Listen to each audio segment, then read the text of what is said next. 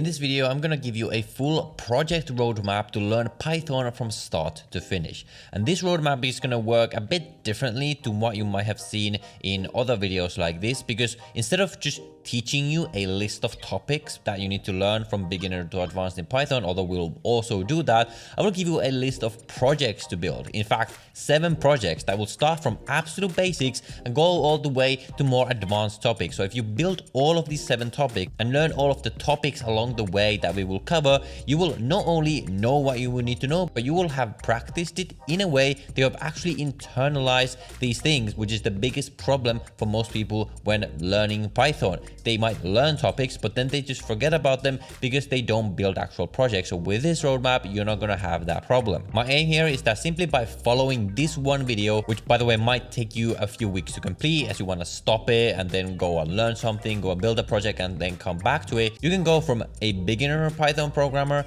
to having all the skills that you need to be an employable Python developer, or at least to the point where you can then go into the world and start building whatever projects you want to practice further. And the other way to use this video is as a companion to my paid flagship program, Python Developer Bootcamp, which is essentially a full bootcamp where I take you from complete beginner to a full employable Python developer. We've got more than 600 students. We've got amazing results for people with some of the testimonials that you can look at the screen right now or on the landing page down below in the description. So if you're interested in that full program, you can check that program down below in the description and use the code Python for 20% off. And with that said, let's get started on the video. But before we start building any of the projects, you want to make sure you have learned the absolute basics, where the absolute basics basically mean variables, functions, loops, data types, as well as control flows, or basically if-else statements. When you have gone through these basic, what I call Python building blocks, then you have all the foundations to actually start building simple projects.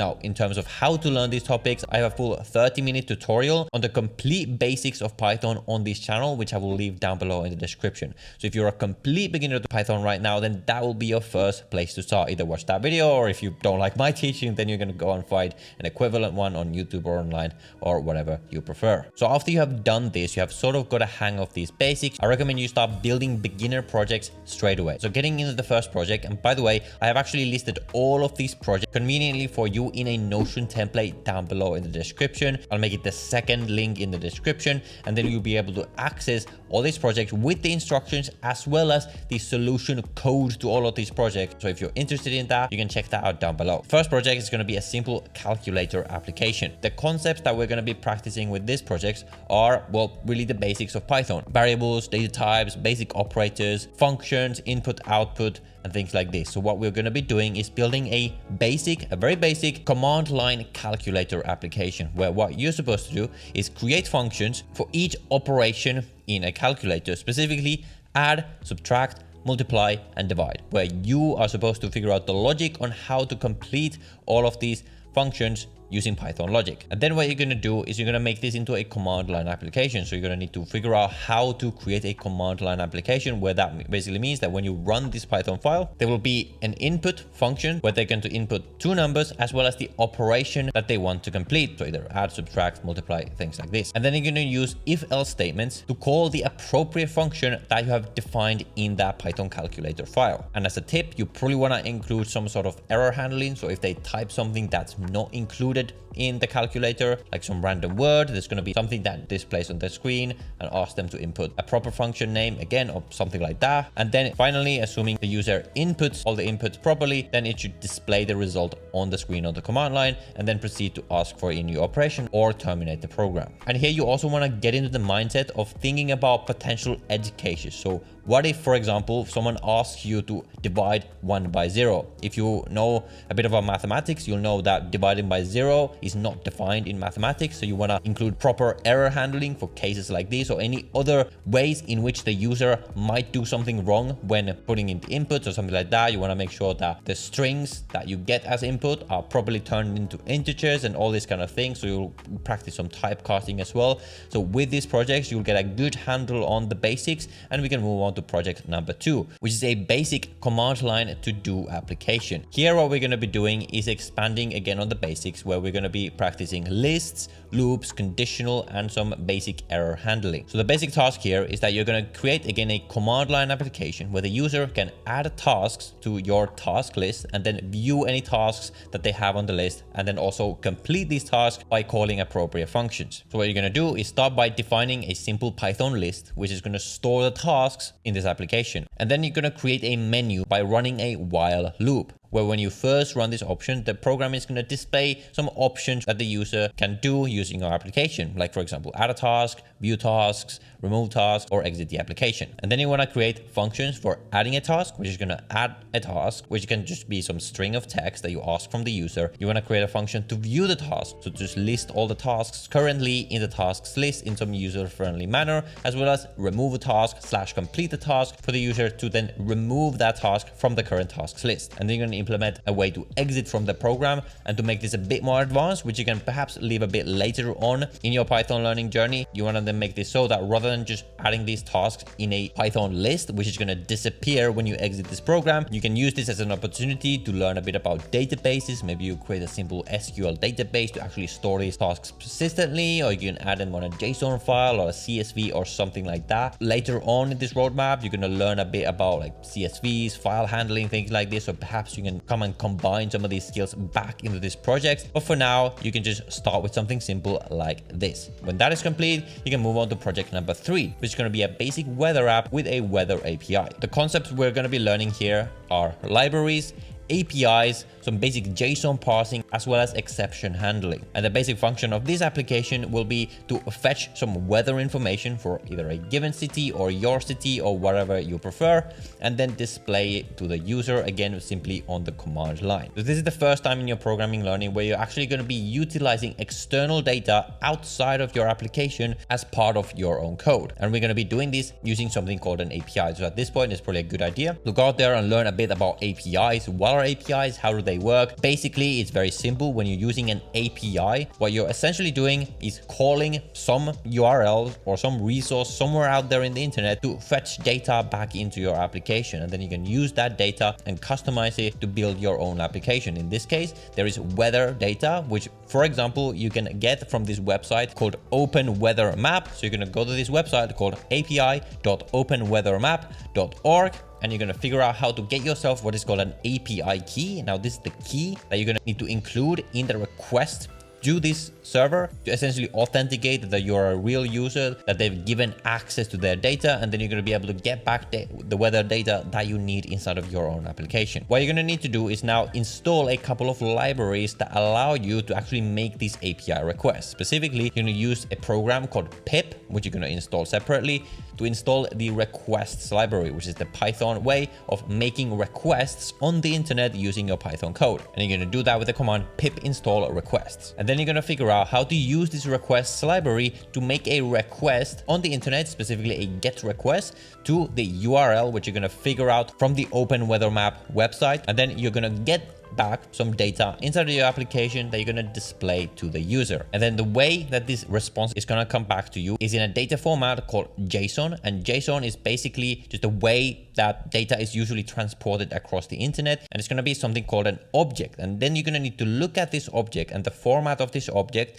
and figure out how to get this on how to do all this stuff, how to make these API requests, all this kind of stuff. But if you do this with this very simple project, which is not going to be that many lines of code at the end of the day, you're really going to feel like, okay, this is really like a superpower. I can use all these APIs, I can get all this data, and you're going to start to get some ideas on all kinds of applications that you can build with the same exact skills. With that, we get to project number 4, which is going to be a personal finance expense tracker. Here we're going to be practicing file handling, so how to actually modify and deal with the file system on your computer using Python, some CSV operation, which is very useful in all kinds of projects, as well as the concept of data persistence. So when we built the to-do application, we had this list of tasks, which was like data in our application that we wanted to access. But this was what's called non-persistent data. And what we mean by that in programming is that when you stop your program from running, all that data is gone because it's simply stored in a variable in Python. Here, what we're now going to be learning is for the first time how you can make data persistent. So even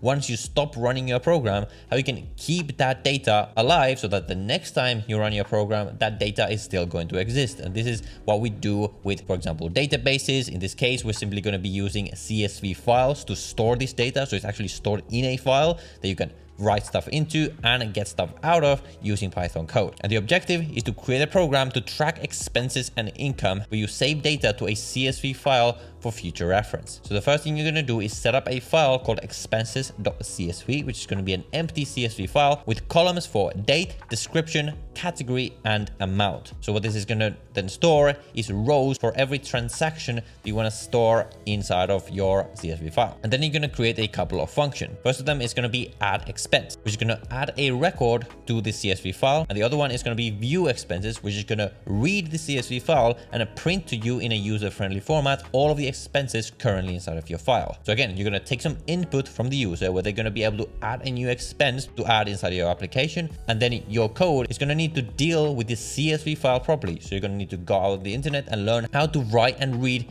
CSV files using Python. Once you figure it out, it's pretty easy. But then this is going to, again, expand your skill set as a Python programmer by now being able to handle different types of files just using your Python code. And then you're going to allow the user to read the current transactions from your CSV file, as well as add up all the transaction amounts or something like that. We can view the total amount that you spent this month or something like that. And that is going to be the basic version of this project. And then you can, of course, expand this to simply take on an existing CSV file that you perhaps downloaded from your bank or something, and then add your own database or something where you can then create functions to learn different things from this database, like how much you spend this month or any particular day and things like this. And you can really expand this to make this your own automated personal finance manager simply using Python. And project number 5 is going to be an interactive quiz with object-oriented programming. Here, we're going to learn the first intermediate concept in programming, which is object-oriented programming, which is a super important concept that you absolutely need to be aware of when you are becoming a professional programmer. The idea here is that you're going to create a command line quiz where you use classes and objects to store the questions as well as the quiz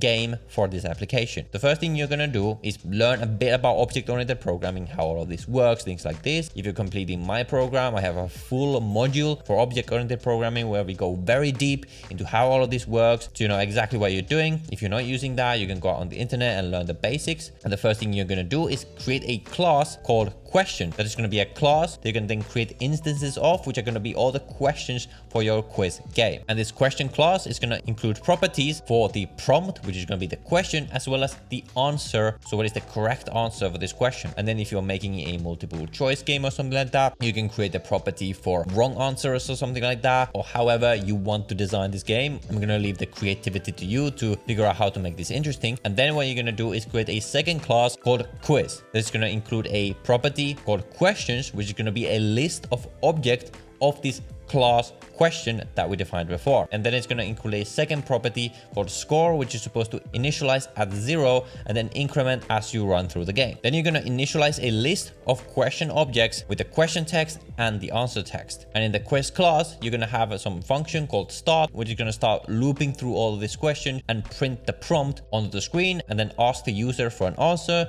and then tell you whether the answer is correct or incorrect, and then increment the score as needed. And at the end of the quiz, so when this loop has run through its course, you're going to display the end score for the user to see. And again, you want to make sure you handle any errors to make sure the program never crashes. On to project number 6, which is the last intermediate project in this video. And this is going to be a basic web scraper where we're going to be learning, unsurprisingly, about web scraping, as well as some more libraries specifically for web scraping, as well as some data cleaning, which is going to be super helpful, especially if you're interested in something like data science or something like that. And your objective today is going to be to build a web scraper to collect data from a website, such as headlines or prices or something like that. You can build this for any website you want, but to get started, you're going to need to install a couple of properties. You're again going to use the pip program and call pip install request if you didn't install it before, because we're going to be using the same library to make web requests, as well as beautiful soup 4, which is going to be the standard Python library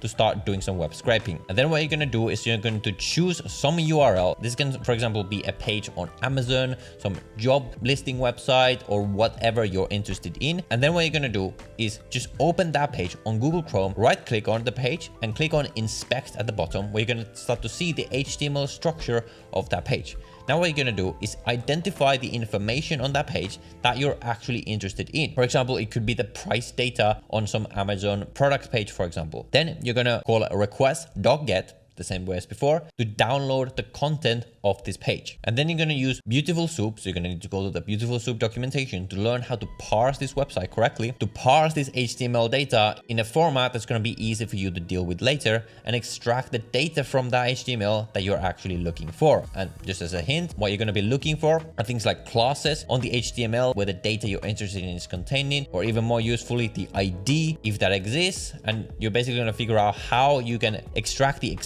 exact data that you're interested in from this web page. And then finally, you're going to print the extracted data for the users to see, and then expand on this to build something actually useful. Now, this is a bit more advanced for me to cover thoroughly just in this short video, but I have actually multiple specific web scraping tutorials on this channel, which I will leave down below in the description for you to watch if you're interested in this particular project and you're not really sure exactly how to get started, where I show you exactly the code on how to get started with this, and then you can go from there. And once you have done all of that, your next and final step and project number 7 is to build a portfolio website using Flask or Django. And this is where you're essentially putting everything together to build a fully fledged web application using Python. Now, this is the step that is going to take the longest, because there's most to learn and it's going to take the longest to actually build this project. And I'm not actually going to show you exactly how to do that in this video, because that's beyond the scope of this particular video. But what you're going to need to do is learn the basics of web development. So what it means to build a website in terms of the front end, the back end, how they communicate, all this kind of stuff. Then you're gonna go through some basic resource or basic course on Django or Flask, which are the most common Python frameworks for building web applications. And then you're gonna most likely need to learn the basics of HTML, CSS, and JavaScript to build some simple front end for your application. And then you're gonna connect that front end to the back end using either Django or Flask. I know that can sound like a lot, but this is really where you're learning to become a fully fledged web developer using Python, where what you can then do is build a full website for yourself as your portfolio website, where you can put all of these other projects that you built so far for you to display. And you're going to learn about how to host this website on the internet and all this kind of stuff that you can then put on your resume when you're applying for jobs and all this kind of stuff. This is really where everything comes together. If you're looking for full tutorials on all this, obviously I cover all of this in very meticulous detail inside of my paid program. There's a full module on Python web development where we learn all of this. But if you're not looking to invest in that program, that is absolutely fine too. You can also learn this for free online very, very easily. Now, if you get through all of these 7 projects, you now have all the foundations to go out in the world and start building whatever projects you want as a Python developer. And then if you just keep trying, you keep building more and more complex projects, you're going to have the skills to get any Python job you want. Again, if you're looking for a full program to learn all of this in one place with a bunch more projects for you to learn, my full paid program will be down below in the description. If, however, you're interested in more free Python projects, I've done a ton of videos on that on my channel. I'll leave one of them right here. So go watch that video next, and I will see you in the next one.